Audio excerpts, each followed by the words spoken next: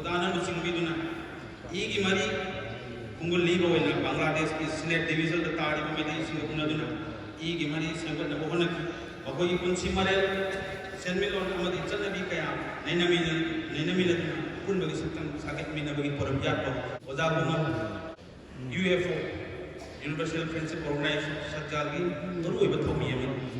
I think Pun Chinbamadi Pangal Sagapada UFO, Sudan the Tazabatunduna, UFO Tajagi Battalion Kiada Satuna, Only single loinana, Makwaki Tana Happy, so pulling Thoubal Sajagi Luchimpure, leikhidraba Mikuta, Silomdigi, numit Adumata the Wazaki, Kokngam-gi, Gopal-na, Latuna Lango, the numit Minaki, Zakunam, Sotaraba, Soinatari, Purchasing.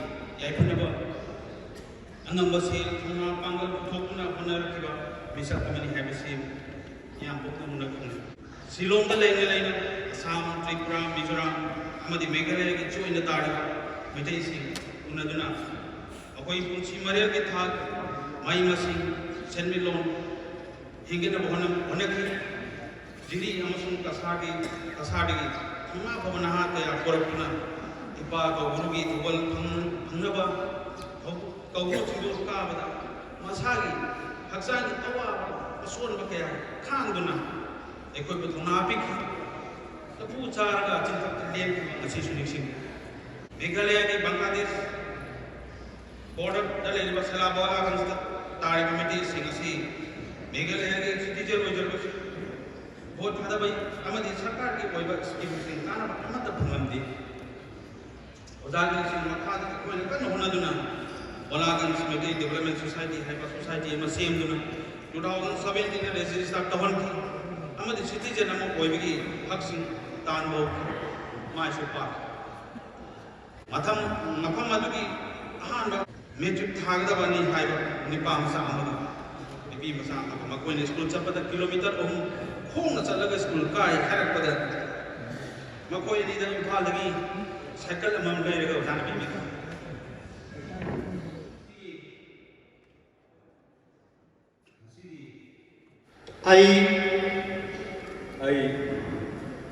Salaaichaa Leichonbam Gopal, Salaaichaa Leichonbam Gopal, Shamagna, Salaaai Kanba Lup-ki, Lup-ki, Chairman ama oina, Punda Punsi, Ngamoidaba Leiroi, Aiba Wakolon Sida, Siekna Tazabaga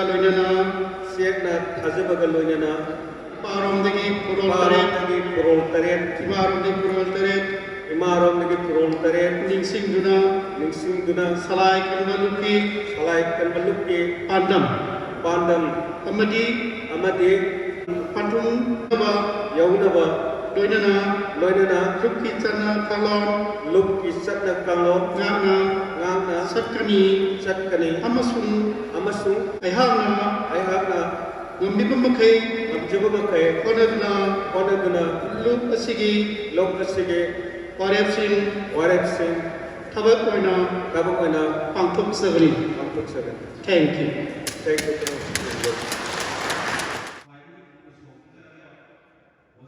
I call you organization sige amatangalba matose punda punsing ng kabili rohani. Ado nga sige winter session na sige motona. I call it fight for indigenous right. I call it indigenous singe right ke damakta. I call it kenga mahalo.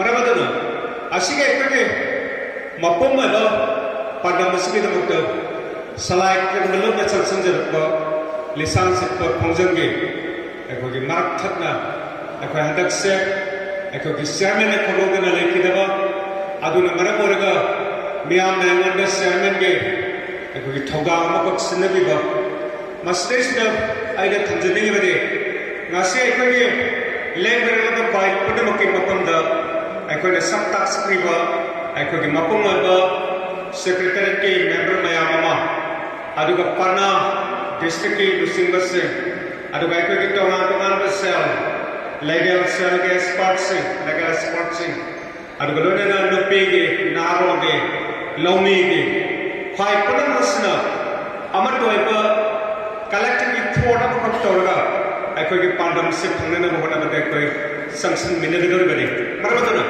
ꯑꯩꯈꯣꯏꯒꯤ ꯆꯪꯁꯤꯜꯂꯛꯏꯕ ꯈꯣꯡꯖꯪꯁꯤꯒꯤ ꯍꯟꯗꯛꯀꯤ ꯅꯤꯡꯊꯝ ꯃꯤꯐꯝ ꯑꯁꯤ ꯌꯥꯝꯅ ꯃꯔꯨꯑꯣꯏꯕ turning point ꯑꯃꯈꯛꯅꯦꯅ ꯑꯩꯅ ꯂꯧꯖꯩ ꯃꯔꯝ ꯑꯗꯨꯅ ꯃꯈꯥ ꯇꯥꯕꯗꯗꯤ ꯃꯌꯥꯝ ꯑꯁꯤꯒꯤ ꯃꯄꯨꯡ ꯑꯣꯏꯕ ꯊꯧꯗꯥꯡꯗꯨꯗ ꯑꯩꯗꯤ ꯇꯨꯡ ꯏꯟꯅꯖꯕ ꯑꯣꯏꯅ ꯑꯩꯈꯣꯏ ꯈꯟꯖꯔꯒ ꯆꯤꯌꯔꯃꯦꯟ ꯑꯣꯏꯖꯔꯒꯁꯨ ꯑꯩꯁꯦ ꯇꯧꯖꯒꯗꯧꯔꯤꯕꯅꯤ ꯑꯗꯨꯒ ꯂꯣꯏꯅꯅ ꯑꯩ ꯌꯥꯝꯅ ꯅꯨꯡꯉꯥꯏꯖꯕꯗꯤ ꯁꯂꯥꯏ ꯀꯟꯕ ꯂꯨꯞꯀꯤ ꯃꯥꯡꯂꯣꯝ ꯆꯠꯇꯒꯤ ꯍꯦꯛ ꯂꯥꯛꯈꯤꯕ ꯑꯩꯈꯣꯏꯒꯤ ꯊꯧꯔꯝ ꯄꯨꯝꯅꯃꯛꯇ ꯉꯁꯤ ꯐꯥꯎꯗ ꯑꯩꯈꯣꯏ ꯃꯦꯗꯤꯌꯥ ꯀꯣꯚꯔ ꯇꯧꯗꯦ ꯑꯗꯨꯅ ꯑꯩꯒꯤ ꯃꯥꯡꯗ ꯑꯩꯈꯣꯏꯒꯤ WMC ꯑꯗꯨꯒ ꯍꯥꯎꯃꯤꯒꯤ ꯂꯤꯗꯔꯁꯤꯡꯅ ꯊꯝꯕꯤꯔꯝꯕꯗꯣ ꯃꯔꯝꯗꯤ ꯀꯔꯤꯒꯤꯅꯣꯕꯨ ꯑꯩꯈꯣꯏꯅ ꯇꯧꯔꯤꯕ ꯊꯕꯛꯁꯦ ꯑꯩꯈꯣꯏꯒꯤ ꯏꯊꯧꯅꯦꯕ ꯑꯩꯈꯣꯏꯅ ꯑꯩꯈꯣꯏꯒꯤ ꯏꯊꯧ ꯑꯃ ꯇꯧꯕꯗ ꯑꯃꯨꯛ ꯃꯤꯉꯣꯟꯗ ꯈꯪꯍꯜꯂꯕꯒꯤ ꯀꯔꯤ ꯃꯊꯧ ꯇꯥꯕꯒꯦ ꯃꯗꯨꯒꯤ ꯃꯤꯠꯌꯦꯡꯗ ꯑꯩꯈꯣꯏꯒꯤ ꯇꯧꯐꯝ ꯊꯣꯛꯄꯗ ꯇꯧꯔꯒ ꯑꯩꯈꯣꯏꯁꯨ ꯂꯥꯛꯆꯕꯅꯤ ꯑꯗꯨꯕꯨ ꯍꯣꯏ ꯉꯁꯤꯗꯤ ꯀꯔꯤꯒꯤꯗꯃꯛꯇ ꯑꯩꯈꯣꯏꯅ ꯃꯦꯗꯤꯌꯥ ꯀꯣꯚꯔ ꯇꯧꯔꯤꯕꯅꯣ ꯍꯥꯏꯔꯒꯗꯤ ꯍꯧꯖꯤꯛ ꯂꯩꯔꯤꯕ ꯏꯔꯥꯡꯁꯤꯗꯩꯁꯤꯗ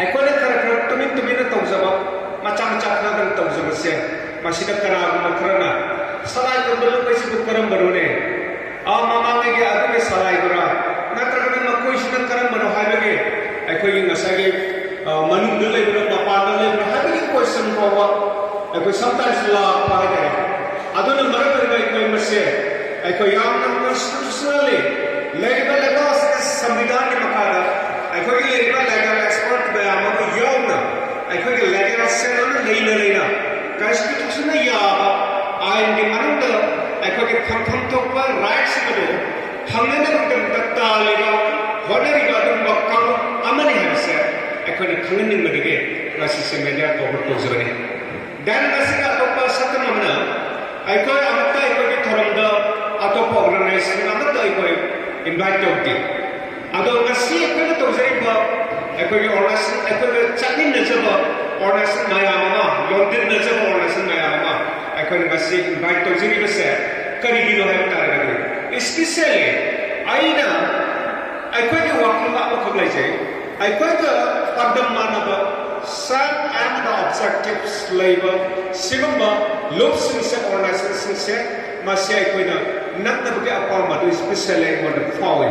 Marate, I know now, Hana Bisi or Magasu, Hana Atola and Saka Legiramari. How's the Ida Siamake, Tawamaka, I wonder, Sinaraga had a set, comes up the Marmurega. I get Loinana Riva Atopona Sangi, I get elder fellows and said, I know Makoya, Loinana Pami, because I get all the way out of Mapu and Kuki in Harry, Madu Thoubal Kshetrileikai-da coming. Marade, I am very sincerely, I must say, appeal to sincere appeal. Aduna, I call it never Kadonoso, Salaaichaa Kanba Lup-ki member, I could be learning about how many Warmati Council get out of Matamda. I could, there is no any objection, I could objection of population. Because I could send objective of the Samin of the Salaaichaa Kanba Lup-ki I could private parliament in Mapu, I could be Taliban parliament Hangagalari. Scheduled tribe Dibaka Vidina, Ma Karaga, scheduled tribe had a status of Hangakumanda, Salaaichaa Kanba Lup-ki, Leichonbam, Salaaichaa, I am Sakudun South of Kondu. I could have put up a hand but the Carnival Leikhidraba. One metal council now, Toropatama, the Carnival of Pumnamak. I yauduna, but the same objective. But as in houdokkhre, Salaaichaa asigi the amadi, right? Pumnamak, Madu Pumnamak, I could pumnamak kanabana. That's why Makuri told you, I couldn't talk with the taabada. I couldn't the taabada. I couldn't learn the looks in the sinner, Toby with the I couldn't hear how come to it.